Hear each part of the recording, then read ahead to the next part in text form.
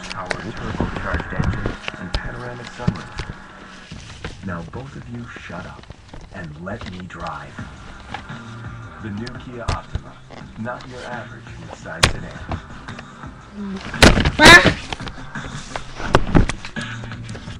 Thanksgiving Day begins on NBC with the spectacle of Macy's Thanksgiving Parade.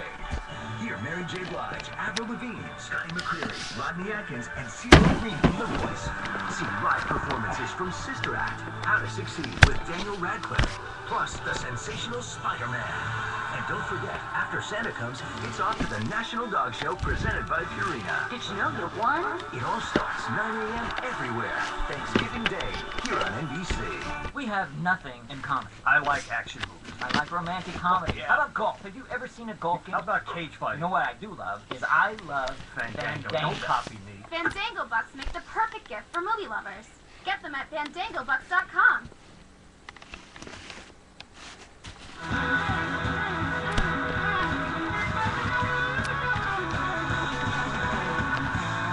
Welcome back. We have an incredible survival story to share with you tonight. 2 months ago, 67-year-old David LeBeau disappeared without a trace. David's children and their friends began an intensive search for him. It's one of the most amazing stories you'll ever hear. Here to tell the story, father and son, David and Sean LeBeau. Guys, come on out.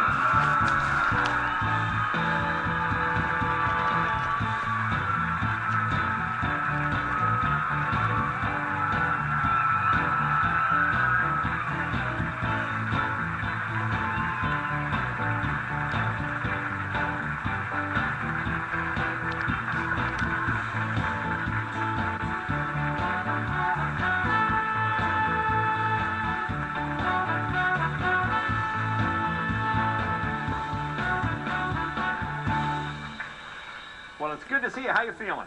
Feeling better. Okay, good. Now tell us a little bit about yourself before we get into the accident. Just a little about yourself. You're 67. 68. 68. Okay. Yeah. Worked with a company that's called now Time Warner for about 15 years. Retired. And Were you the cable guy? I was the cable guy. I knocked door to door, and if they That's wanted why I didn't cable, get my cable. You were at the bottom that of the was ravine. it. They wanted it. I put it on right now. Okay. Now, Sean, your dad's pretty independent, isn't he? Scary independent. Yeah. So that's why. Okay, so it's September 23rd. Tell us what happened. Coming back from a restaurant in the Oxnard area, and came back a road that I had not used before, but it runs right into a new area where I moved. And around 6:30 at night, it either could have been a motorcycle or a car.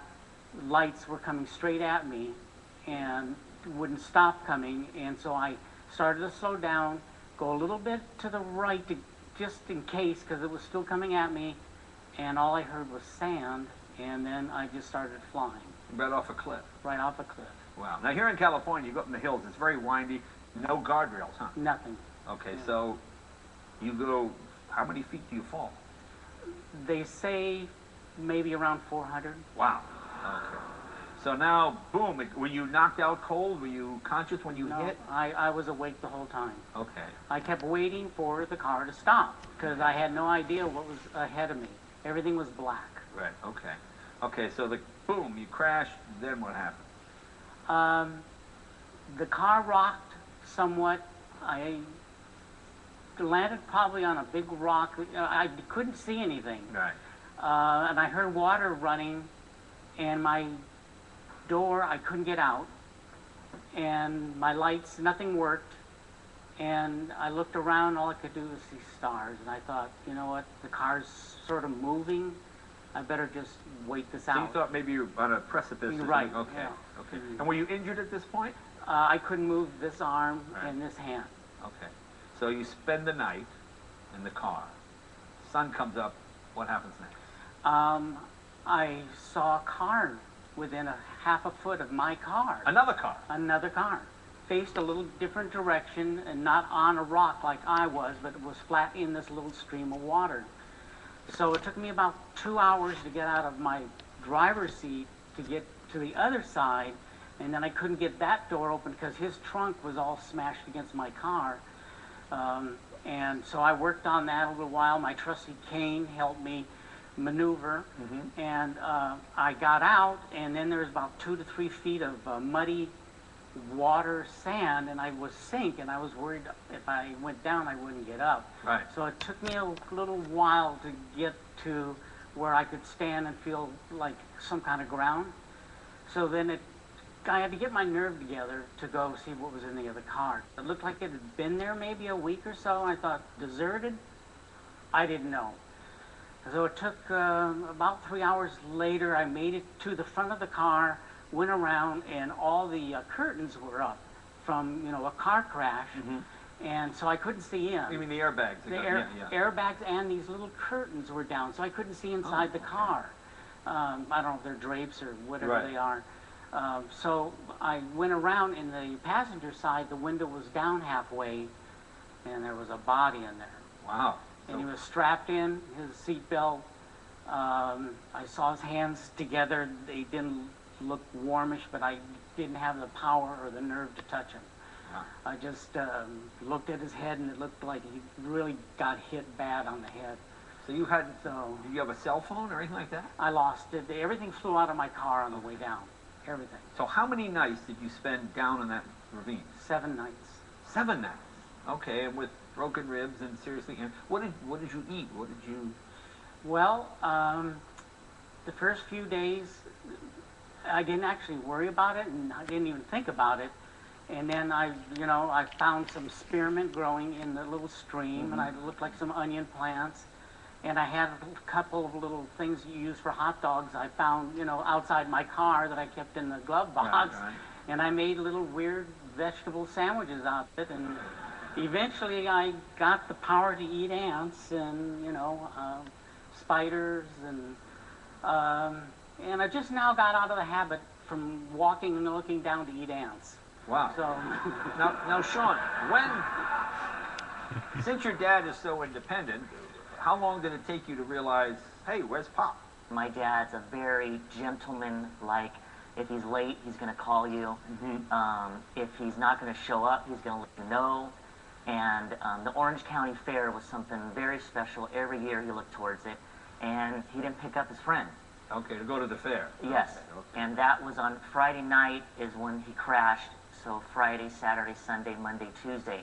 And I know for most of the audience, they would say, my God, he's been gone that long. But my dad would take 3 and 4 trips all the time to visit my 2 sisters up north, Long Beach, so forth. Did you go to the police? Did they organize a search party? What happened? Yeah, me and my sister Chardonnay actually did a missing report person, which Chardonnay did that at her studio. And once me and Chardonnay and Jessica were there following the report, unfortunately, is at the end of the report, he said, it'll take 24 to 48 hours to input it in the system.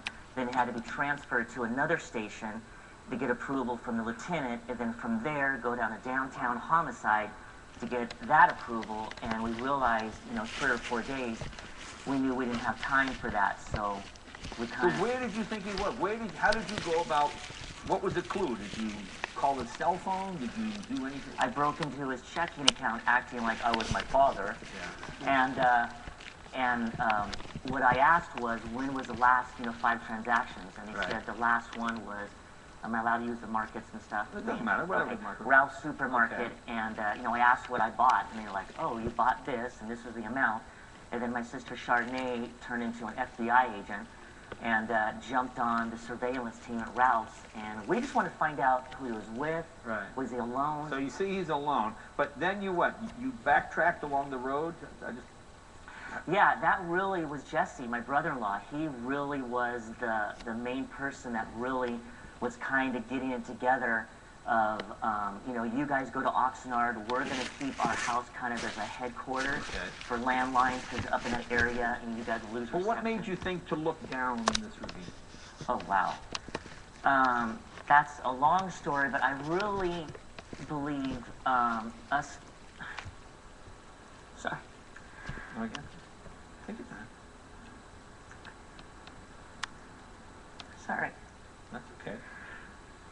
Going up the hill, we kept going up different ravines going up, and Morgan Gonzalez which was almost not going to come with us, we just went around this corner and we pulled over at every spot that we saw a guardrail maybe pushed in, or some bushes or some trees pushed in.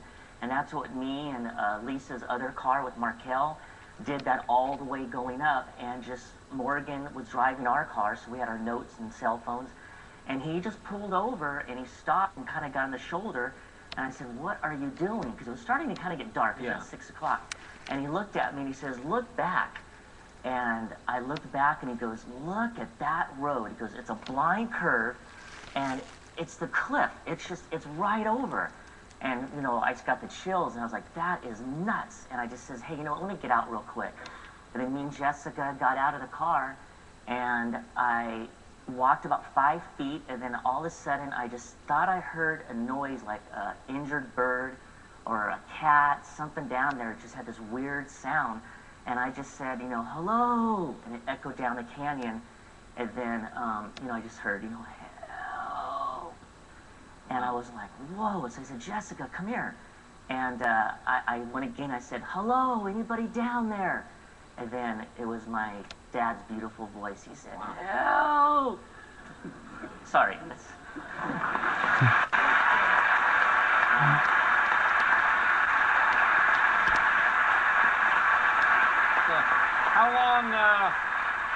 How long did the rescue take? From that point till where the helicopter came down, I want to say is about an hour and a half. Wow. So it's going to be a good Thanksgiving for you? Well, I wanted to let people know that you don't wait for the calendar to tell you when to eat with your family or a department store. You do get that gift now. Make that family dinner, because you might not be here tomorrow. Well, God bless you. You're going to be here tomorrow. So we're glad. Sean, thank you, my friend. Congratulations. Great story. Be right back with Javier Colon right after this.